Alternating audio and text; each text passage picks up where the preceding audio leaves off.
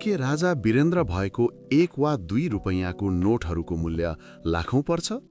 सबैलाई अनुरोध, कृपया यो भिडियो पुरै हेर्नुहोस्, बुझ्नुहोस् र त्यसपछि मात्र कुनै निष्कर्षमा पुग्नुहोस्। राम्रो सोचका साथ सबैलाई हाम्रो देशका पुराना सिक्का तथा नोटहरूको सही जानकारी दिनु हाम्रो उद्देश्य हो। तर पछिल्लो समय सामाजिक सञ्जालमा केही भ्रमपूर्ण पोस्ट देखिन थालेका छन् जसले वास्तविक संकलक अर्थात् कलेक्टर र साधारण दर्शक दुवैलाई अन्योलमा पारेको छ। राजा वीरेन्द्र भएको 1 वा 2 रुपैयाँको नोटहरूको मूल्य 20-22 लाख पर्छ भन्ने दाबी गर्छन्। यो अवस्था ठिक त्यस्तै हो जस्तै कसैले यदि आधी किलोको भँगेरा चरा ल्यायौ भने म 30 लाख दिन्छु भन्नु सुनिन्दा आकर्षक तर व्यवहारमा असम्भव।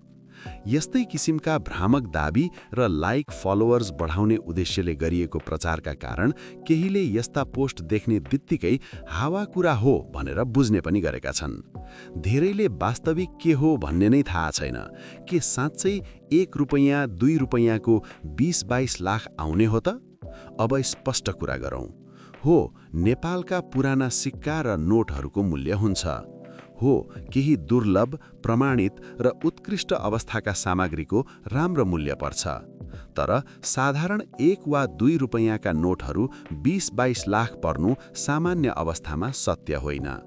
वास्तविकतामा 1-2 रुपैयाँका सामान्य नोट वा पैसाहरूको कलेक्सन भ्याल्यु हुन्छ।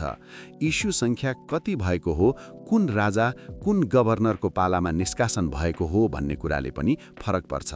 पर साधारण 1-2 रुपैयाँको मूल्य प्राय 30-40 रुपैयाँ जति स्थिति र प्रकार अनुसार मात्र हुन्छ। हो, राजा र गभर्नर अनुसार मूल्य केही फरक पर्छ। 1 रुपैयाँमा 11 फरक नोट निष्कासन भएका छन् भने 2 रुपैयाँमा 7 फरक नोट निष्कासन भएका छन्। तर लाखौं लाख भने आउँदैन। यो पनि सङ्कलन गर्नेहरूले मात्रै लिने हो, त्यो पनि आफ्नो सङ्कलनलाई आवश्यक पर्ने भए मात्रै। लाखौंको मूल्य भन्नु भनेको धेरैजसो भ्रम फैलाउने, दर्शक तान्ने र झुटा आशा देखाउने काम हो। हाम्रो पेजले यति पैसा आउँछ भनेर मूल्य दाबी गर्दैन, झुटा मूल्य तोक्दैन, लाइक र फलोवर्सका लागि भ्रम फैलाउँदैन। हामी सही जानकारी, वास्तविक इतिहास र वास्तविक मूल्य मात्र साझा गर्छौं। पुरानो पैसा प्रेम, अध्ययन र संरक्षणको विषय हो, छिटो धनी हुने सपना बेच्ने माध्यम होइन।